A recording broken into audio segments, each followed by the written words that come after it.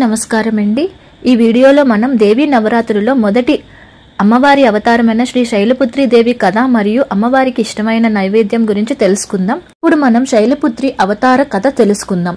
పూర్వ జన్మలో ఈమె దక్ష ప్రజాపతి కుమార్తె అయిన సతీదేవి తన తండ్రి ఇష్టానికి వ్యతిరేకంగా శివుడిని వివాహం చేసుకుంది.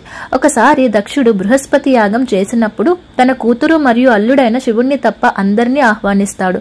పుట్టింటిపై ప్రేమతో శివుడు వద్దన్నా వారించిన సతీదేవి ఆ యజ్ఞానికి వెళ్తుంది. అక్కడ దక్షుడు శివుడిని దారుణంగా అవమానిస్తాడు. భర్తకు జరిగిన అవమానాన్ని సహించలేని సతీదేవి ఆ యజ్ఞవాటికలోనే యోగాగ్నిలో తన శరీరాన్ని దహనం చేసుకుంటుంది. ఆ తర్వాత జన్మలో ఆమె పర్వతరాజు అయిన హిమవంతుడి కుమార్తెగా జన్మించింది. పర్వతరాజు కుమార్తె కాబట్టి ఆమెకు శైలపుత్రి అనే పేరు వచ్చింది. ఈ రూపంలో అమ్మవారు వృషభ వాహనంపై కూర్చొని కుడి చేతిలో త్రిశూలం మరియు ఎడమ చేతిలో కమలం ధరించి భక్తులకు దర్శనమిస్తుంది.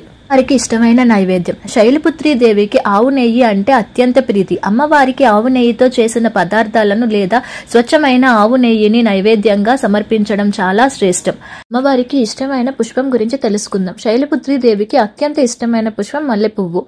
మల్లెపువ్వుల తెల్లని రంగు సున్నితత్వం మరియు మధురమైన సువాసన పవిత్రతకు, స్వచ్ఛతకు మరియు శాంతికి ప్రతీకలు. ఈ పుష్పాలతో అమ్మవారిని పూజించడం వలన ఆమె త్వరగా ప్రసన్నురాలై భక్తుల కోరికలు నెరవేరుస్తుందని నమ్మకం. వాచిత లాభాయ చంద్రార్ధ కృతశేఖరాం వృషారూఢాం శూలధరాం శైలపుత్రిం యశస్వినిం. ఇప్పుడు ఈ శ్లోకం యొక్క అర్థాన్ని చూద్దాం. కోరిన వరాలను ఇచ్చే, శిరస్సుపై అర్ధచంద్రాన్ని ధరించిన, వృషభంపై ఆసీనురాలైన, త్రిశూలాన్ని చేతబట్టిన కీర్తిమంతురాలైన శైలపుత్రి దేవికి నేను వందనం చేస్తున్నాను అని అర్థం. నవరాత్రుల మొదటి రోజు మీరందరూ కూడా శైలపుత్రి అవతారాన్ని పూజించి అమ్మవారి ఆశీస్సులు పొందాలని మనస్ఫూర్తిగా కోరుకుంటున్నాను. ఈ వీడియో కనుక మీకు నచ్చినట్లయితే లైక్ చేయండి, షేర్ చేయండి. ఇంకొక అవతారపు వీడియోతో మీ ముందుకు వస్తాను. అంతవరకు థ్యాంక్ యూ. Bye bye.